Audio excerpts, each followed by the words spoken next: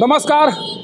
जब रोहतास डीएम नवीन कुमार 2 अक्टूबर को सासाराम पहुंचे थे, उस दौरान उनके द्वारा जब सासाराम में जाम की समस्या को देखा गया, जिसके बाद वो काफ़ी विचलित हुए थे। उन्हें लग रहा था कि जाम की समस्या के समाधान को लेकर अभी तक कोई कार्य नहीं किए गए, जिस कारण से सासाराम शहर में रहने वाले लोग जाम की समस्या से लगातार परेशान हो रहे हैं, जूझ रहे हैं।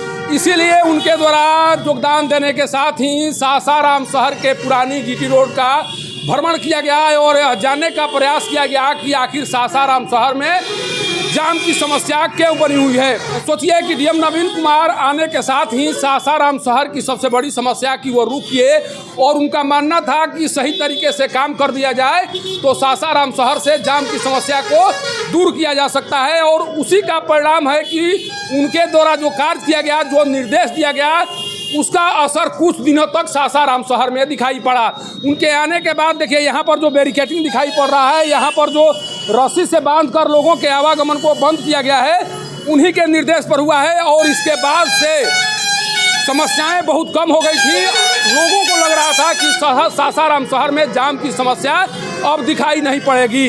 लेकिन जिस तरह से उनके निर्देशों का यहाँ के यातायात के जो पुलिसकर्मी हैं उनके द्वारा उल्लंघन किया जा रहा है, जिस तरह से सासाराम शहर में पदस्थापित यातायात के जवान के द्वारा कार्य किया जा रहा है, उस कार्य के बदौलत नवीन कुमार जो यहाँ के डीएम हैं, उनके सपनों को धराशायी होते हुए लोग देख रहे हैं। और लोगों के द्वारा डीएम के निर्देशों पर तरह तरह के कमेंट्स किए जा रहे हैं। कमेंट्स ये किया जा रहा है कि जब डीएम को पता था कि उनके निर्देशों का पालन यातायात के जो पुलिसकर्मी हैं, अधिकारी हैं, वो नहीं कर पाएंगे, तो फिर डीएम के स्तर से इस तरह का निर्देश क्यों दिया गया, क्यों डीएम निर्देश देकर इस तरह से मजाक उड़वा रहे हैं। लोग अब इस तरह के कमेंट्स देते हुए नज़र आ रहे हैं। और जो नज़ारा है सासाराम के पोस्ट ऑफिस चौराहे का, उस नज़ारे को देखिए। अभी देखिए पुलिसकर्मियों के द्वारा जितने भी यहाँ पर ई रिक्शा खड़े हैं उनको हटाया जा रहा है, लेकिन ये पूरा एरिया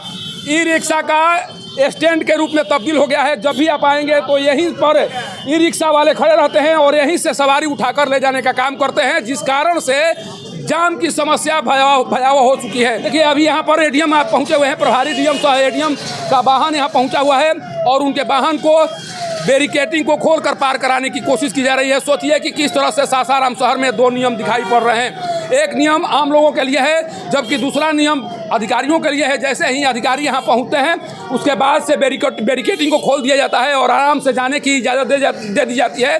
लेकिन अब कोई यहाँ पर आम लोग इस रास्ते से पार करने की कोशिश करता है, उसे रोक दिया जाता है, उसका चालान काट दिया जाता है और नंबर प्लेट के फोटो को खींचकर यहाँ से भेज दिया जाता है। अभी सासाराम शहर के इस सड़क से लगातार गुजरते रहते हैं। क्या स्थिति है? जाम की समस्या को लेकर कोई कार्रवाई यहाँ होती है? जाम की समस्या को लेकर बदतर स्थिति है सासाराम में।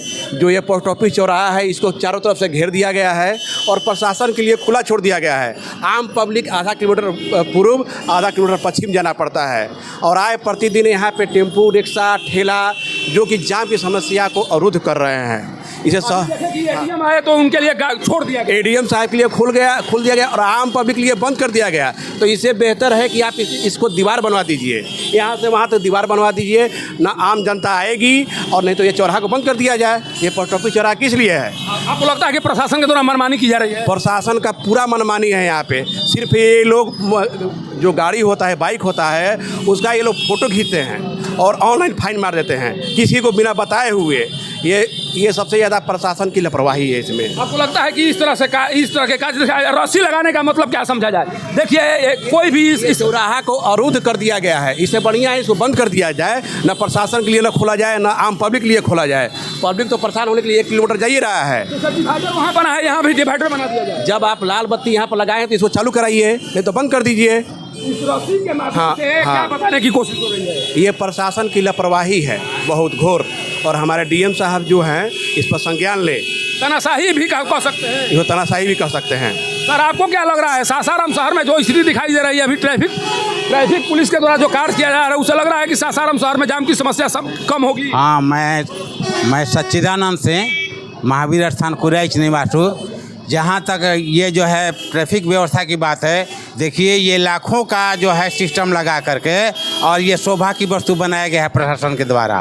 पहले बोला गया था कि इलेक्शन के बाद ये सब चालू हो जाएगा। अगर ये सिस्टम चालू हो जाए, सारे ट्रैफिक का जाम का कोई सुविधा नहीं रहेगा। आम पब्लिक को यहाँ से आधा किलोमीटर पूर्व, आधा किलोमीटर पश्चिम कट पर जा करके घूमना पड़ता है।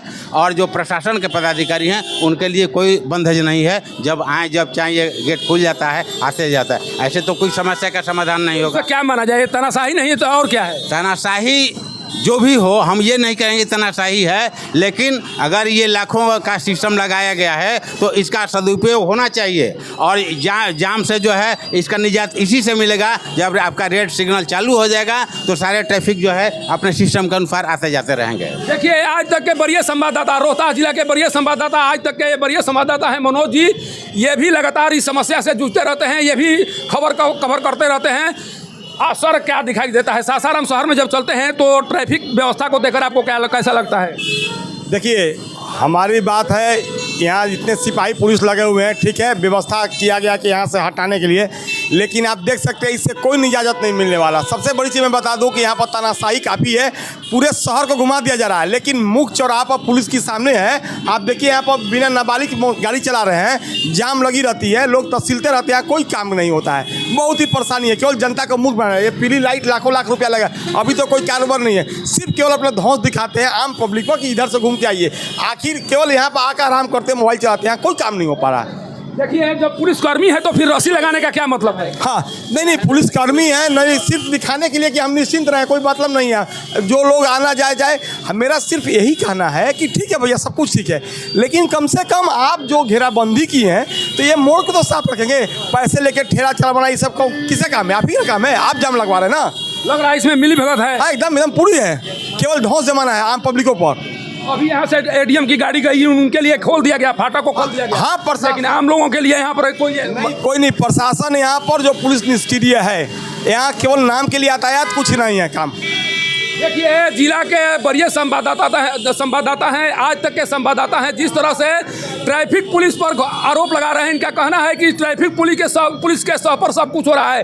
अगर ट्रैफिक पुलिस के सह पर नहीं होता तो यहाँ पर जो नज़ारा दिखाई दे रहा है शायद वो नज़ारा नहीं दिखाई पड़ता। यहाँ पर जिस तरह से ई रिक्शा वाले खड़ा रहते हैं वो नहीं दिखाई पड़ते। लेकिन इनको कौन सुधारेगा? क्या रोहतास एसपी इस बात की जांच करेंगे कि ट्रैफिक पुलिस के रहते हुए भी यहाँ पर स्टैंड का नज़ारा क्यों दिखाई पड़ता है? क्या ट्रैफिक पुलिस के जवान केवल फोटो खींचने के लिए लगाए गए हैं, या ट्रैफिक पुलिस के जवानों के स्तर से कार्रवाई भी की जानी चाहिए उन लोगों के विरुद्ध जिनके द्वारा जाम की समस्याएं उत्पन्न की जा रही है? लेकिन देखना यह होगा कि जिस तरह से यहाँ के डीएम के निर्देशों का उल्लंघन हो रहा है, जिस तरह से उन पर कमेंट्स किए जा रहे हैं, उसके बाद डीएम के स्तर से किस तरह का संज्ञान लिया जाता है और किस तरह से अपने आदेशों को फिर से पालन कराने के लिए नया निर्देश जारी किया जाता है, इस पर सबकी निगाहें टिकी हुई हैं। सासाराम के पोस्ट ऑफिस चौराहे से पब्लिक न्यूज़ के लिए सत्येंद्र चौबे की रिपोर्ट।